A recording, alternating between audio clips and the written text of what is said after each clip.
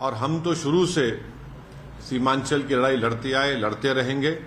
और इससे जनता को फिर से मालूम हो गया कि MIM और ओवैसी जो बात कह रहा था कि सेकुलरिज्म, पॉलिटिकल सेकुलरिज्म सिर्फ इस्तेमाल किया जाता है भारत के मुसलमानों को धोखा देने के लिए, और अब की बार फिर से धोखा दिया गया है बिहार के मुसलमानों को सिर्फ सत्ता में आकर बैठने के लिए।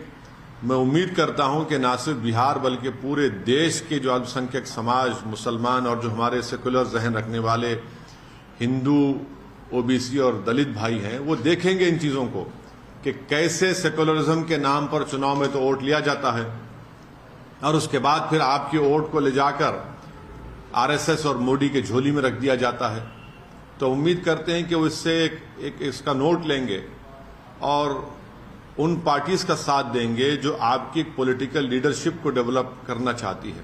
सर, आप किस पार्टी की बात कर रहे हैं? आप करेंगे सर? एक मिनट। आप वहाँ के जितने सियासी खिलाड़ी हैं, आप सबको एक लाइन से दोषी ठहरा रहे हैं। बिल्कुल। और तब विकल्प कौन है? आप विकल्प हैं? नहीं, विकल्प का नहीं बात, नहीं,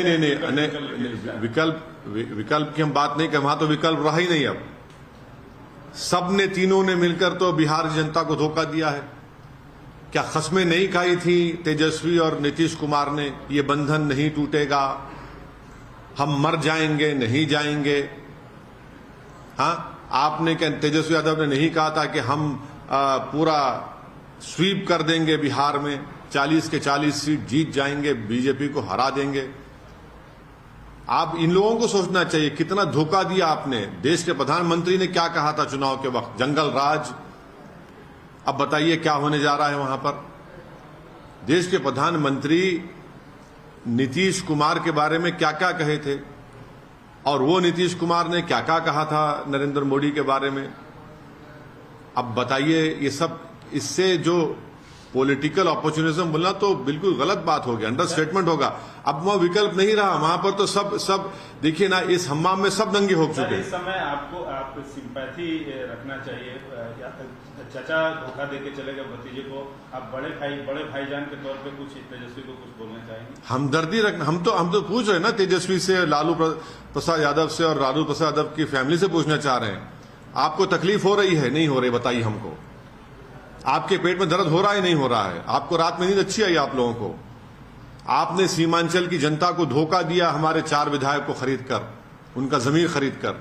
देख लिया आपने आज आपसे क्या हो रहा है। दो मर्तबा आपने नीतीश कुमार को मुख्यमंत्री बनाया और दो मर्तबा आप ही ने बीजेपी को सत्ता दी है बिहार में। अब बताइए लोकसभा में क्या होगा?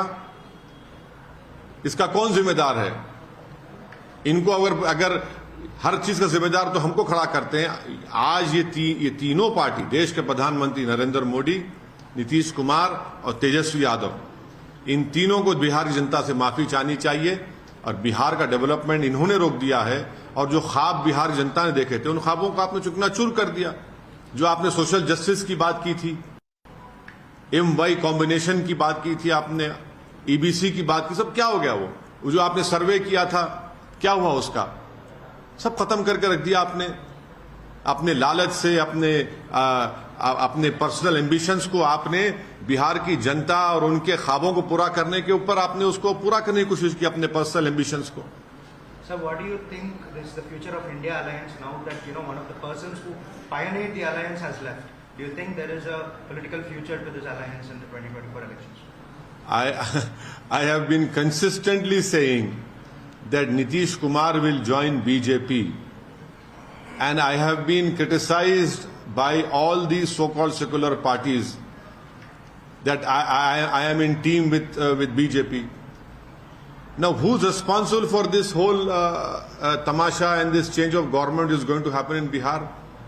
That is why I demand that the Prime Minister of our country, Shri Narendra Modi, Tejaswi Yadav, Deputy Chief Minister, and the present Chief Minister, Mr. Nitish Kumar, should apologize to the people of Bihar. All three have deceived the people of Bihar. What did Nitish Kumar say? That I will die, I will not go back to BJP. What did Tejaswi Yadav say? That we will ensure that we will sweep in Lok Sabha. What did Prime Minister have to say about Nitish Kumar and Tejaswi Yadav and about Nitish Kumar?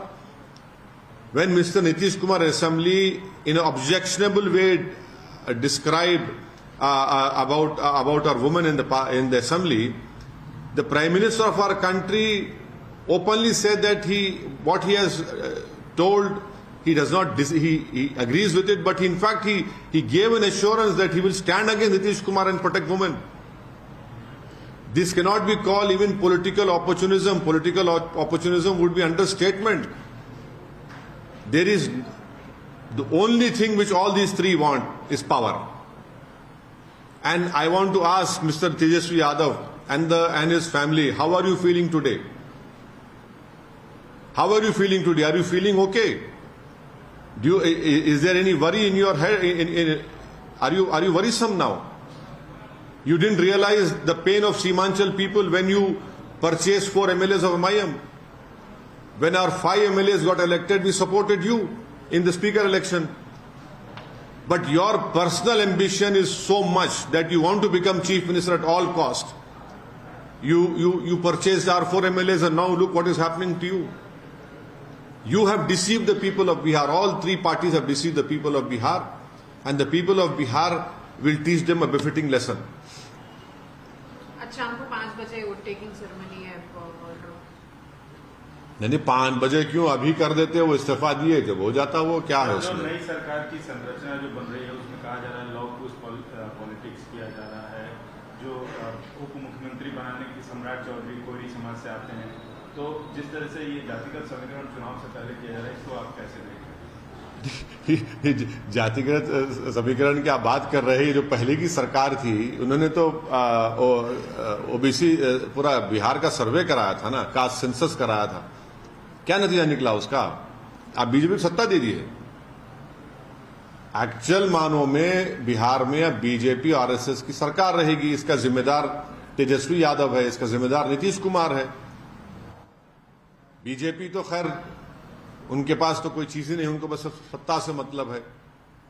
अब सरकार होगी बिहार में तो BJP और RSS की सरकार होगी, उसके जिम्मेदार ये दोनों पार्टीज हैं।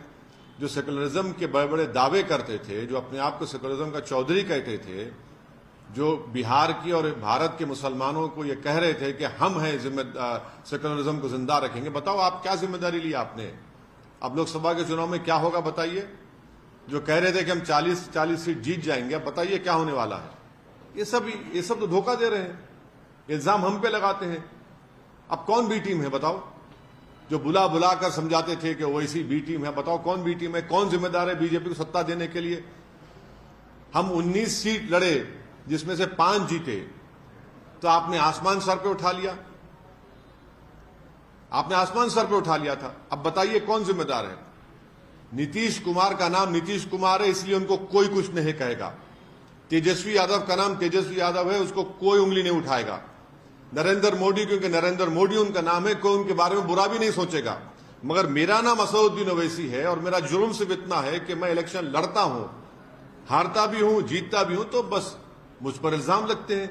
अब ये लोग जो आपका वोट हासिल करके आपका वोट लेकर मोदी के झोली में डालकर बैठ रहे हैं, तो फिर इनको क्या कहेंगे आप? क्या नाम देंगे इनको आप? ये बिहार जनता को मुझे यकीन है कि तय करेगी इसका। सर आप पूछ रहे हैं कि क्या होगा लोकसभा चुनाव में तमाम सियासी पार्टियों से, आप बताइए आप क्या करेंगे लोकसभा चुनाव में? अरे हम कितने नहीं, सीटों में लड़ेंगे? देखिए हम पहले से ही, जब से हमारी पार्टी बनी, हम उस वक्त से लेकर अब तक और इंशाअल्लाह सुबह क़यामत तक फिरका परस्ती, फैसिज्म, हिंदुत्व की आइडियोलॉजी के खिलाफ हम लड़ते थे, है और रहेंगे इंशाअल्लाह। कितनी सीटों पर? अभी तो जितनी सीटों पर विधानसभा में लड़े थे, लोकसभा में कितनी सीटों पर लड़े? तो रुक जाइए, अभी तो खेल शुरू हुआ है, हम भी खेल देखेंगे, उसके बाद फैसला करेंगे। बिहार में अख्तरुल ईमान साहब से हमारी बात हुई है, वो पूरे बिहार का जायजा ले रहे हैं, बिहार के मुख्तलिफ मुकामात पर वो जा चुके हैं और मुझे यकीन है कि हम वो जो बोलेंगे उसके ऊपर हम फैसला लेंगे। सर मौजूदा सूरत हाल में क्या आरजेडी के साथ कोई तालमेल की संभावना बनती नजर आ रही है आपके मुतालिक? और उनसे पूछिए। नहीं आपसे। अरे हमारे 4 विधायक को आपने उनका जमीर खरीद लिया, अपनी ताकत पर, अपने दौलत पर उनको खरीद लिया आपने। उनसे पूछिए क्या करने जा रहे हैं आप। अरे उन्हीं की वजह से तो आज बीजेपी सत्ता में आ रही है ना। मैं तो जिम्मेदार नहीं हूं। आप तो मुझे बहुत गालियां दिए, बहुत झूठे इल्जाम लगाए। अब आप ही की वजह से आज बीजेपी सरकार में आ रही है। उनको बताना चाहिए वो क्या करेंगे। अब मुझे क्या, मैं तो बीजेपी से लड़ता आया हूं और लड़ता रहूंगा इंशाअल्लाह की ताला। तरफ हाथ बढ़ाया जाएगा आरजेडी की तरफ से, तो आप क्या अरे कैसा हाथ बढ़ाएंगे आप? मेरे पीठ पे खंजर भी मारेंगे और हाथ बार फूल पुरानी बातें भुला के बहुत राजनीति में जैसे बीजेपी पुरानी